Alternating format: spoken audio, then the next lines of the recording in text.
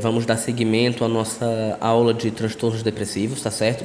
Agora que a gente já entendeu a estrutura da tua abordagem farmacológica, a gente vai se debruçar sobre as nossas opções farmacológicas, tá certo? Então vamos lá. Vamos começar pelos que são de primeira escolha, primeira linha, tanto pelo seu custo bem mais acessível, quanto pelo seu bom perfil de efeitos adversos. Isso aqui é uma tabela que tem até um pouco parecido no Tratado de Medicina de Família, mas essa tabela é autoria minha, tá certo? Mas tem até parecido, podem usar à vontade, dos inibidores seletivos de recaptação de serotonina. Nós temos aí o nome da droga e aí o nome de referência para vocês conhecerem, e aí nós temos as apresentações. Nós temos a fluoxetina, que é o mais usada dos inibidores seletivos de recaptação de serotonina, tá certo? A particularidade dela, ela tem uma solução oral, então isso é muito bom, inclusive para o paciente com disfagia, certo? Nós temos a paroxetina, que ela é muito interessante em homens que têm ejaculação precoce, tá certo? E que isso, quando a gente for falar sobre ansiedade, isso é um aspecto dos transtornos ansiosos. Então ela é muito útil para isso. Ela também ceda mais, então ela tem um inibidor seletivo com um pouco mais de jeitão de amitriptilina, tá certo? Nós temos a sertralina. A sertralina, ela é uma excelente medicação para quem tem aumento de apetite associado, porque ela e a fluoxetina são os inibidores seletivos que são associados à perda de peso, tá certo?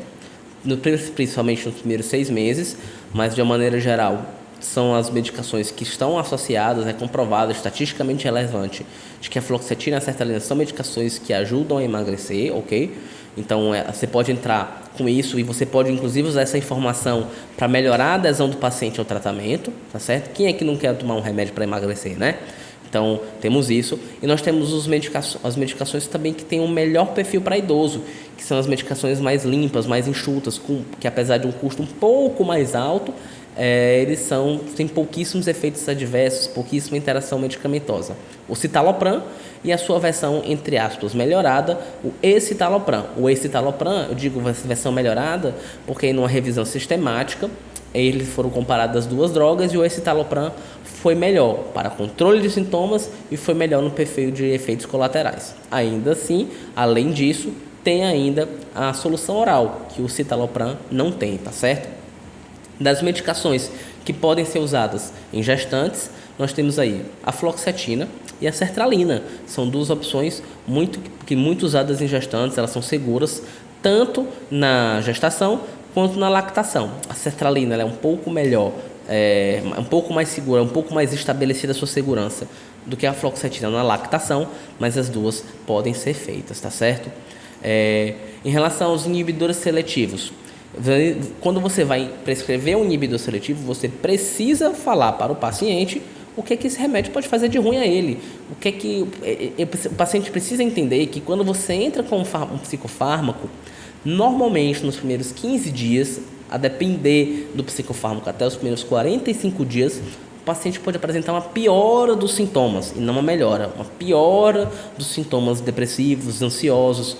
Então, isso é importante ele saber, porque ele precisa saber que aquilo tem começo, meio e fim, certo? Porque muitas vezes, o que vai chegar para você na atenção primária? Aquele paciente, doutor, eu só me dou com diazepam. Aí, quando você vai escavucar um pouco mais, entender um pouco melhor a história daquela pessoa que só se dá com diazepam, é porque todas as outras medicações a pessoa tomou 2, 3 dias e abandonou o tratamento.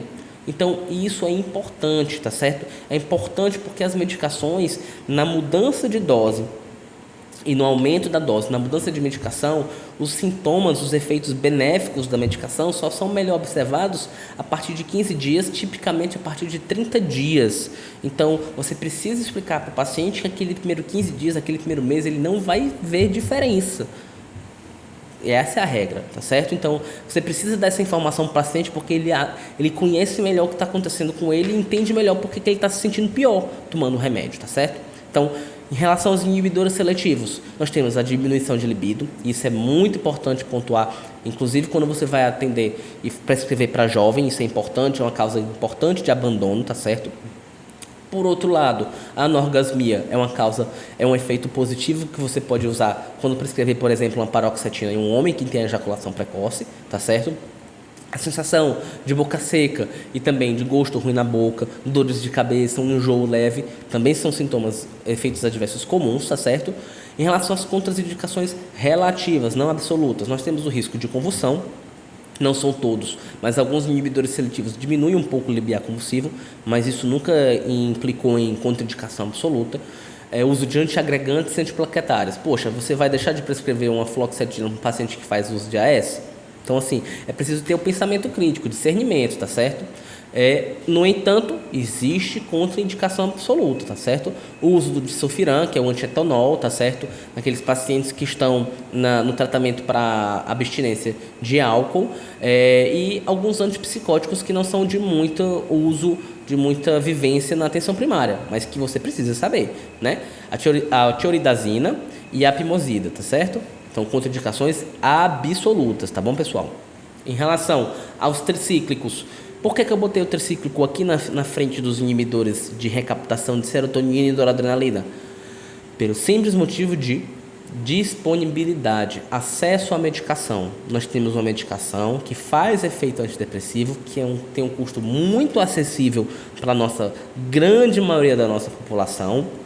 Então, nós precisamos considerar, ter o pensamento crítico de que essas diretrizes que baixaram os tricíclicos da primeira linha para a segunda linha são diretrizes canadenses, diretrizes europeias, norte-americanas. O perfil de consumo, o perfil social é diferente do que o do Brasil, certo? Então você precisa lembrar disso. Trata-se de um protocolo de sim, que é referência mundial, sim, que é uma estrutura que dá um norte para todo mundo, mas isso não é um protocolo brasileiro de psiquiatria. Então a gente tem que lembrar que na atenção primária é preciso ter um olhar muito mais sensível à adesão, a custo, acessibilidade ao medicamento. Por causa disso, os tricíclicos entram para a gente, teoricamente, como primeira linha também, tá certo? Então, nós temos os que você vai mais usar na atenção primária, até pela maior disponibilidade e o melhor preço, a amitriptilina e a nortriptilina.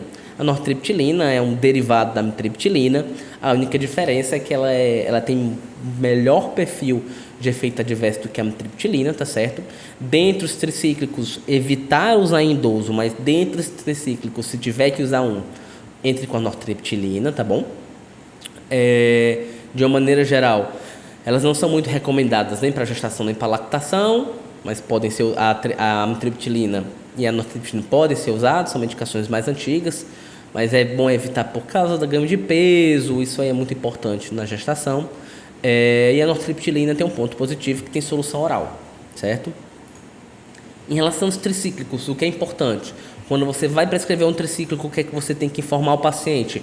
Os efeitos adversos. Vamos lá. Constipação, o ganho de peso, sonolência, sedação, hipotensão postural, tremores. E o que é importante, isso aqui implica, inclusive, na sua prescrição de tricíclicos. Alterações no intervalo de QT e PR. Alargamento do complexo QRS em eletrocardiograma. Por isso, muito cuidado em prescrever essas medicações para cardiopatas. Por isso, quando você vai prescrever um tricíclico, é recomendado você solicitar um eletrocardiograma, tá certo?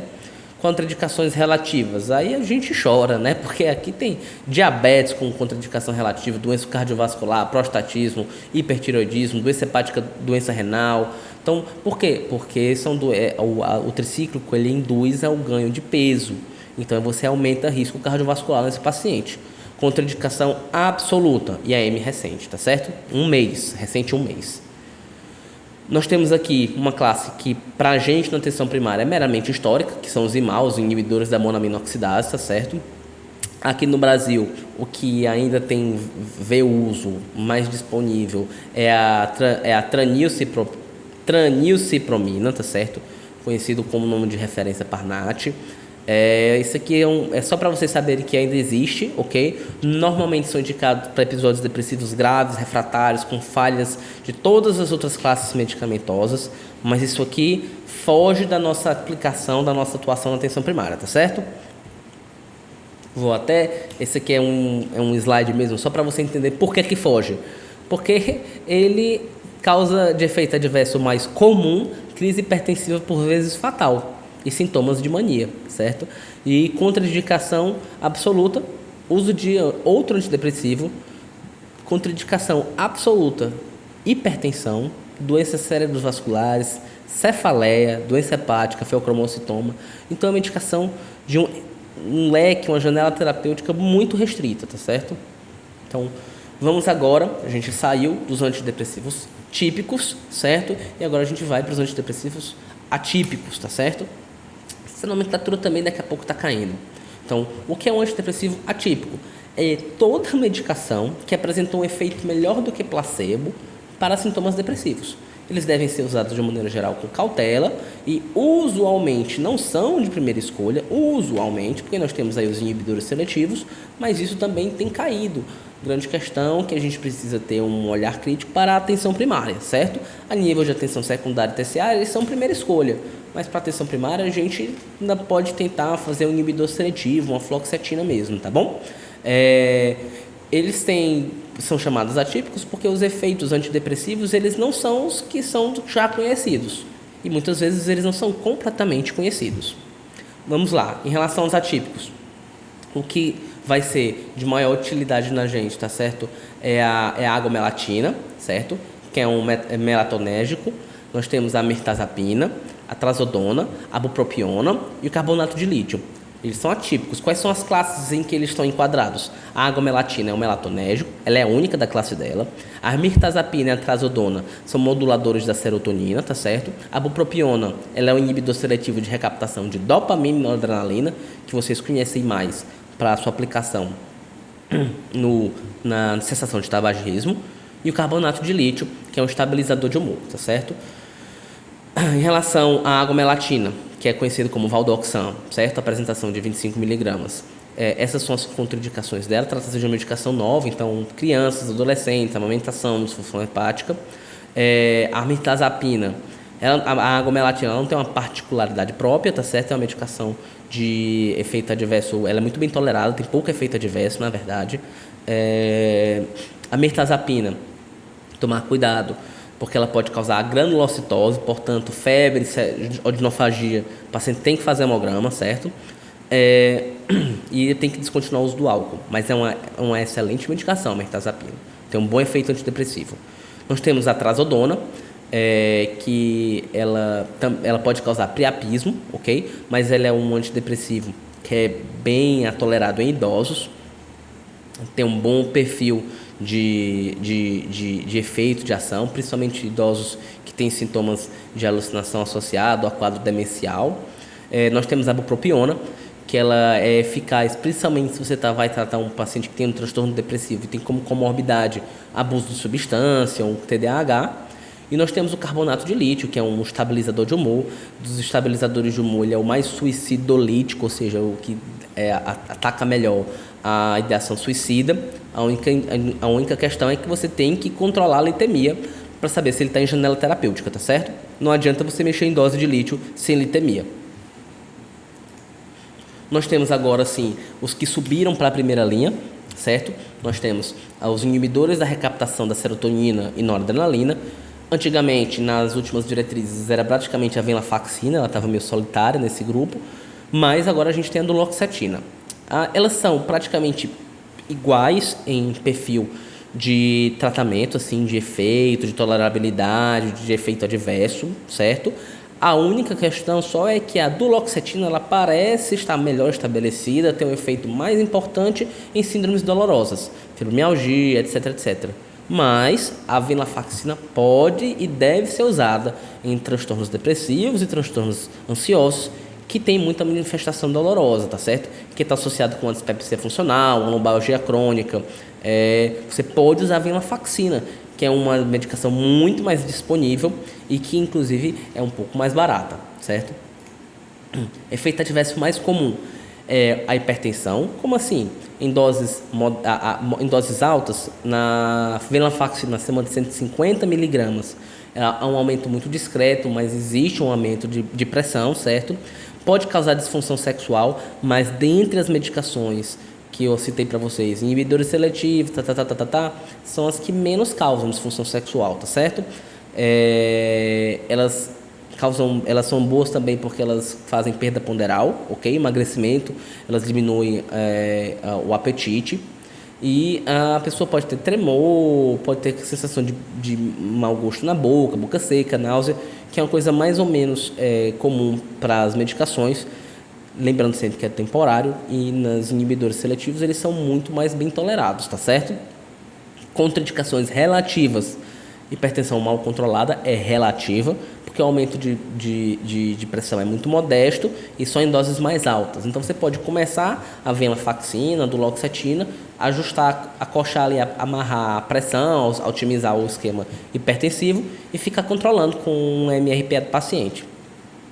Nós temos também os antiagregantes, antiplaquetários, hipertiroidismo, e contraindicação absoluta, bulimia, anorexia, risco de convulsão e infarto nos últimos 6 meses, certo? Isso é uma contraindicação absoluta. E é isso, pessoal. A gente terminou a abordagem farmacológica. Agora a gente vai, no próximo bloco, falar sobre um pouco a abordagem não farmacológica, ok?